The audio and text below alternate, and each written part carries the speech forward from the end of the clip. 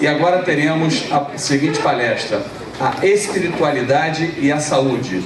Teremos como palestrante, e convido para vir à frente, o professor Dr. Bernardo Rangel Tura. Por gentileza.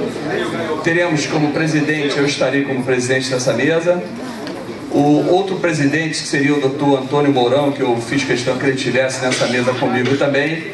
Ele teve um problema e infelizmente não pôde estar presente aqui nesse momento.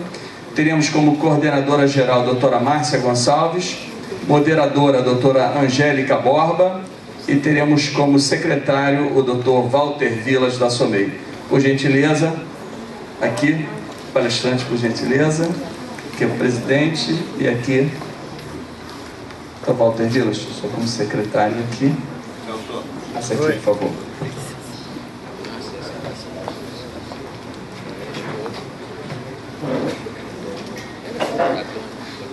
Bem, então na condição nesse momento de presidente da mesa, eu tenho a função de apresentar o palestrante e citará o tema da palestra. Então, o nosso palestrante é o professor Dr. Bernardo Rangel Tura, que nos falará sobre a espiritualidade e a saúde. Dr. Bernardo, muito obrigado por aceitar o convite, seja bem-vindo à SOMEI e uma ótima palestra. Bom dia a todos, eu quero agradecer o convite da SOMEI para fazer essa palestra. Eu estou com um problema, porque 20 minutos para falar de espiritualidade e saúde é muito pouco. Eu fiz uma escolha de Sofia, mas cabe ao palestrante fazer a escolha, né? Primeira coisa, eu preciso declarar um conflito de interesses. Eu sou membro do clero da Igreja Católica, eu sou diácono permanente, então, obviamente, boa parte da minha palestra fica com essa lógica, com essa questão teológica e filosófica da Igreja, mas eu acho que eu consigo fazer uma palestra boa assim mesmo. O que é saúde? Em 1946, a Constituição da Organização Mundial de Saúde define saúde como um bem-estar completo, físico, mental e social, e não apenas a ausência de doença ou enfermidade. Infelizmente, eu considero essa definição incompleta. Por quê? Porque nós faltamos com a dimensão espiritual. Eu não sei se vocês sabem, mas a palavra saúde vem do latim salus. Só que lá em latim, salus também pode ser salvação. É muito interessante que em grego a palavra saúde está ligada a sotéria, que também é cura, redenção, remédio ou resgate. Então, a gente tem que entender que desde o início, desde os tempos mais primordiais, não havia separação entre o que é saúde e o que é a ideia de salvação também da alma. Eu sei que existem pessoas que não acreditam em alma, mas na época onde essas palavras foram construídas, não havia dúvida disso. Mesmo os gregos, que, por exemplo, entendiam que as ideias não eram próprias dos homens, é por isso que os artistas tinham suas musas inspiradoras, porque a musa é quem dava a ideia ao homem. Mesmo eles tinham a ideia de saúde e redenção. Aqui eu vou trazer alguns outros conceitos esses que são importantes. Transcendência. O que é transcendência? É uma propriedade de algo que está além do cosmos. A ideia de cosmos é uma ideia grega, que tudo que você tem no mundo físico está no cosmos. Então, o buraco negro faz parte do cosmos, o planeta, a gente, tudo isso. A transcendência é algo que está além disso. Então, quando eu falar em transcendência, eu estou falando de algo que não está no nosso mundo visível. Fé é a certeza numa crença. Então, qualquer certeza que você tiver numa crença é fé. E aí, meus amigos ateus ficam irritadíssimos quando eu digo que eles são homens de fé. Eles têm uma crença que eu não compartilho, mas eles têm certeza naquela crença. Então, eles são homens de fé. Espiritualidade seria a propensão humana a buscar significado para a vida por meio de conceitos transcendentes. Então, todo e qualquer esforço da gente encontrar algum significado para a vida da gente que não passe pelo cosmos é espiritualidade. Por fim, religião. Conjunto estruturado de tradições, ritos ou crenças que situam o homem em relação ao cosmos. Essa definição não é minha, isso é uma definição de sociologia das religiões, e essa definição cria um problema terrível para, novamente, meus amigos ateus. Porque se vocês olharem essa definição, vocês vão ver que ateísmo é religião. Porque você situa a pessoa em relação ao cosmos. Mas vamos um pouco mais adiante. Dos povos antigos, como eu já falei, não existe diferença entre religião e saúde. Nós sabemos que boas parte dos médicos antigos eram sacerdotes, né? É interessante. No Egito já faziam trepanação, eram os sacerdotes do templo que faziam trepanação. A grande atividade de Hipócrates foi pensar que alguém podia ser cuidado por alguém que não fosse o sacerdote de uma religião. Então não havia essa diferença. Não raro, a doença era entendida dentro de uma visão religiosa. Eu aconselho a todos vocês lerem o livro de Jó. E tem um momento muito interessante que é colocado assim: Jó, você é um homem religioso, muito bom, que segue todas as coisas, mas o que você aprontou para ter perdido seu filho? As pessoas têm a ideia que Jó cometeu um pecado, e essa ideia existe na cabeça dos nossos pacientes. Eu não sei porque que fulano infartou, ele não bebe, não fuma. Ele tem que ter aprontado alguma para ter infartado, né? Os tratamentos estavam associados à religião. Não raro, no mundo antigo, as pessoas associavam seus tratamentos à religião. Você tem que tomar água na fonte da deusa não sei o que, você tem que fazer um período de jejum do não sei o que.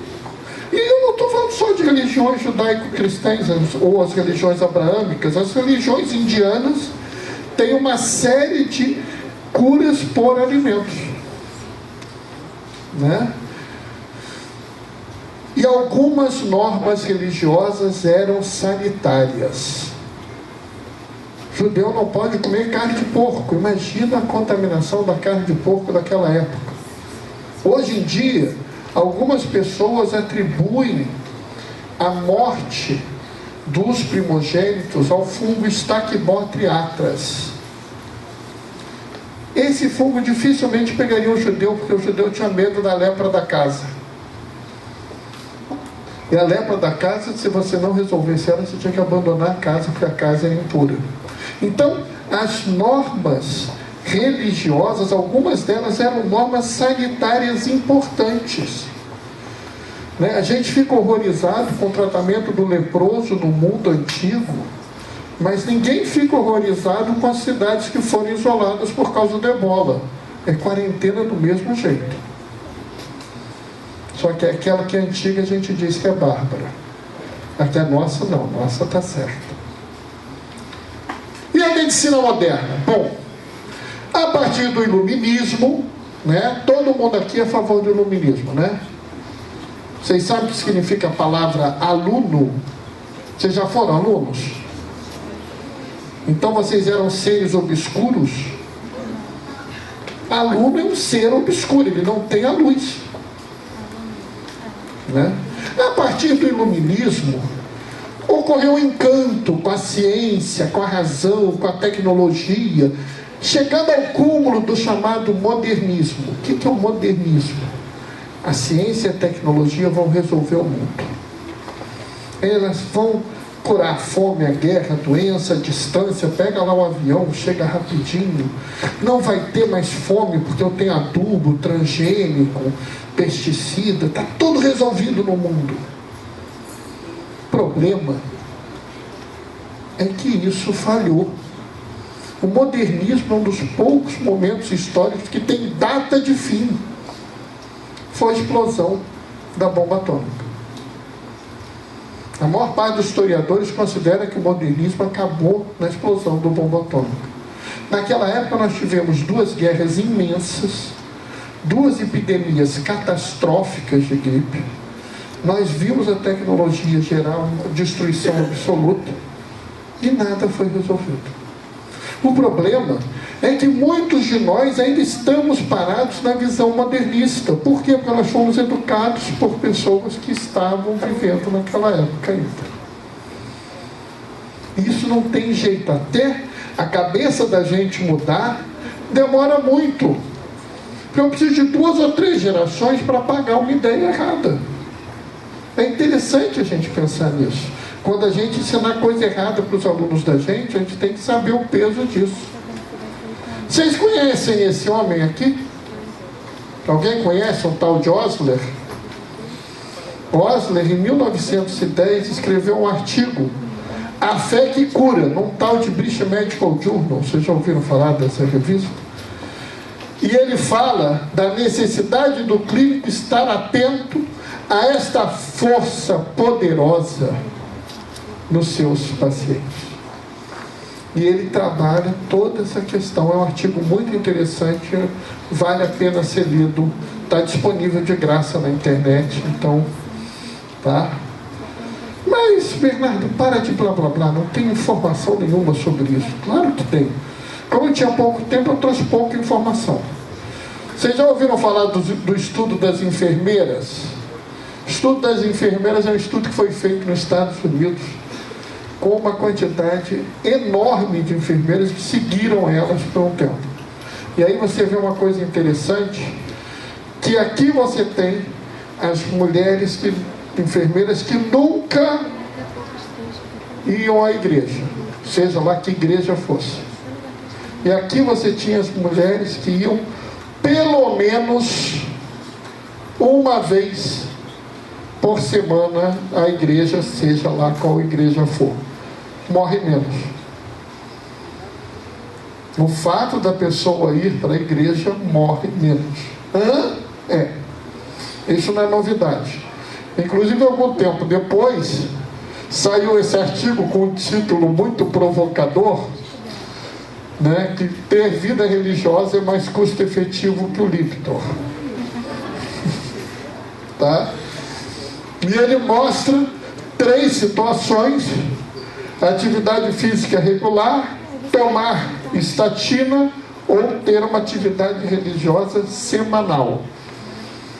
Se for mais que semanal, o efeito é um pouco maior, mas nem todo mundo consegue ter uma atividade mais que semanal. E ele mostra o benefício, o custo das 3 situações.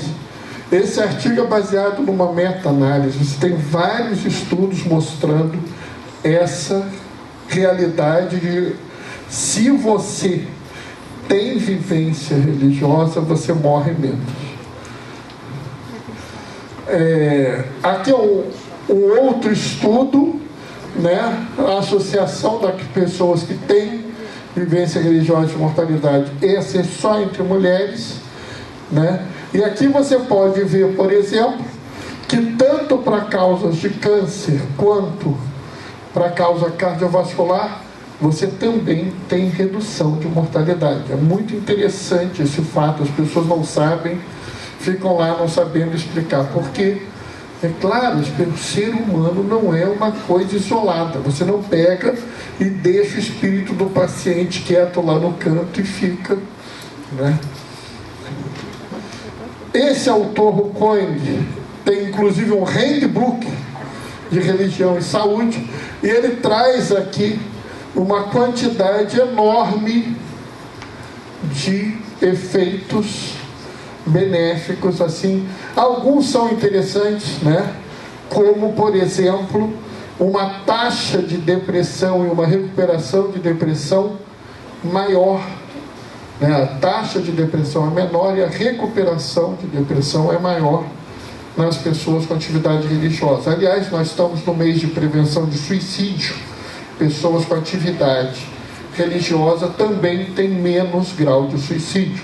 Aí vira alguém e fala assim, não, é porque tem medo de ir para o inferno. Não é isso que tem mostrado. Aparentemente, as pessoas, a esperança dada pela religião as leva a suportar melhor, né?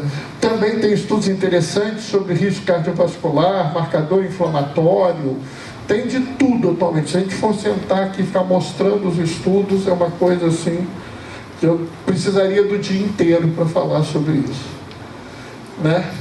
Esse estudo aqui é um estudo muito interessante, porque ele estuda o efeito da prece intercessória numa unidade coronária, né? Esse estudo, ele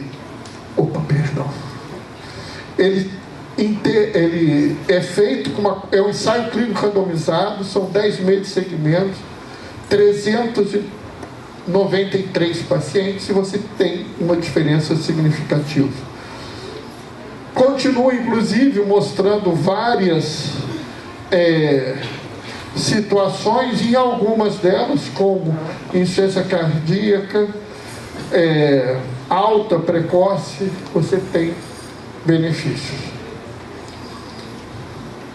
Aí tinha uma crítica a esse estudo, porque esse estudo era aberto, ou seja, você sabia quem recebia a oração. Isso não é bom, porque a pessoa que pode receber a oração pode se sentir especialmente, como direi, agraciada, e ela pode melhorar só por causa disso. Então eles fizeram um novo estudo, e esse é muito interessante, porque esse estudo é duplo cego. Como é que eles fizeram o estudo duplo cego? Quem estava na coronária não sabia se estava recebendo oração ou não, e quem rezava não sabia porque estava rezando. Eles recebiam o papel, mandava rezar pelo paciente 32 do estudo. Quem é o paciente 32? Eles não sabem, mas Deus sabe, não tem problema. Então,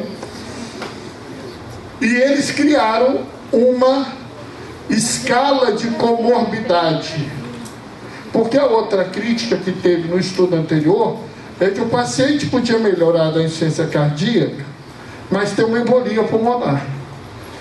Então isso podia não valer a pena. Então eles criaram uma escala de comorbidades, e eles puseram nessa escala de comorbidades situações que eles consideravam equivalentes. Então, se o cara tivesse isso ou aquilo, ele era escala de comorbidade 1. Para quê? Para justamente eliminar o efeito da pessoa ter tido isso, mas não ter tido aquilo. E aí eles fazem o estudo, eles mostram os resultados para cada coisa, inclusive medicação dos pacientes e tudo mais, e mostram aqui o score sem consideração de peso e com consideração de peso, e mostram uma significância ainda que pequena, 0,04. É pouco. O ideal é que esse estudo seja repetido, e eles foram repetidos. Há vários estudos sobre prece intercessória, e aí por aí a gente vai. Eu vou encerrar por enquanto, para a gente abrir espaço para pergunta, que eu acho que a pergunta vale mais do que a exposição do slide nesse momento.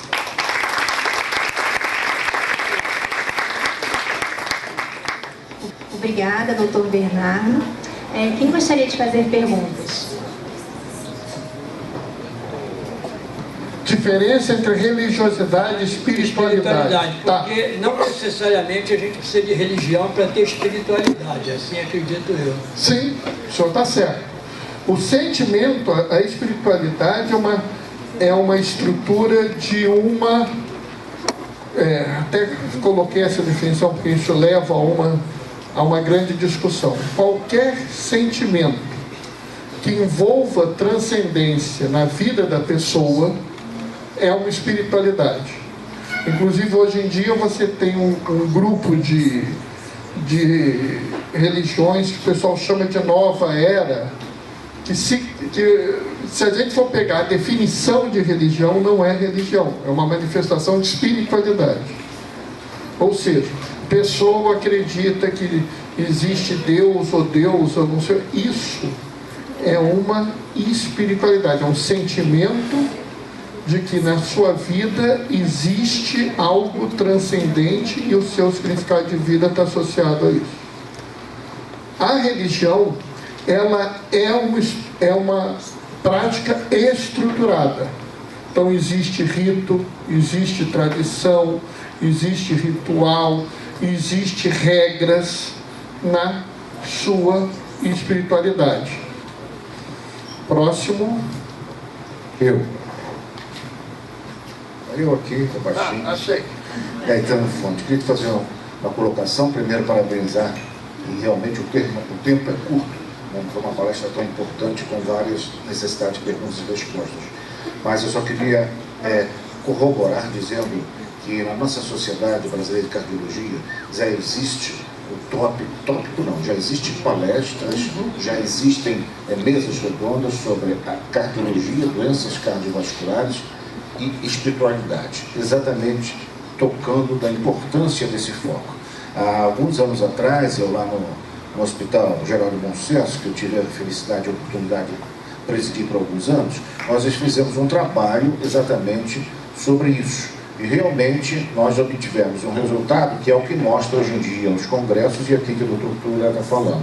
Ou seja, as pessoas que tinham uma religiosidade e uma espiritualidade, as duas coisas, não necessariamente os dois juntos, mas algum outro e associados, a curva era exatamente essa, a melhoria e a recuperação dos pacientes de pós-operatório de cirurgia cardíaca era muito maior. Parabéns pela explanação. Muito obrigado. Bem, eu queria agradecer ao Dr. Bernardo pela brilhante palestra e por trazer esse tema, né, para que seja debatido, né? Estamos entrando num momento em que todas as situações podem ser conversadas, né? Eu queria agradecer também todas as perguntas realizadas. Por questões de tempo a gente vai encerrar. Quem desejar fazer mais perguntas, então, né, pode ali se dirigir ao Dr. Bernardo. Obrigada. Antes de passar para a Márcia para fazer a entrega desse diploma, eu só peço desculpas. Dr. Bernardo Rangel Tura, ele é doutor em Clínica Médica, Pesquisas Clínicas pela Universidade Federal do Rio de Janeiro. Ele é médico do Instituto Nacional de Cardiologia de Laranjeiras e do Ministério da Saúde e diácono. Eu só queria fazer uma complementação. Eu estou com 32 anos de formado. No início da minha formação, evidentemente que a gente só acredita na ciência. Ciência e ponto. Com o passar do tempo, a gente acredita em várias outras coisas. E uma delas é, na Sociedade Brasileira de Clínica Médica, que eu faço parte, já existe uma cadeira, que é uma cadeira de espiritualidade e a saúde.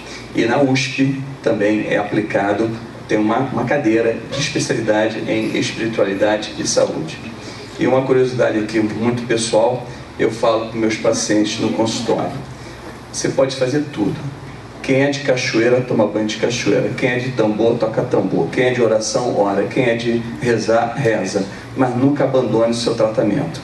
Porque eu acho que isso faz uma complementação do que a gente, quando muito novo, a gente não acredita. Mas com o passar do tempo, a gente soma com uma terapia adjuvante ao nosso tratamento. Passar para a doutora Márcia fazer a entrega do certificado. Obrigado. Agradecemos muito a sua presença, doutor. É um prazer. Doutor Bernardo Tura. Muito obrigado. Tá?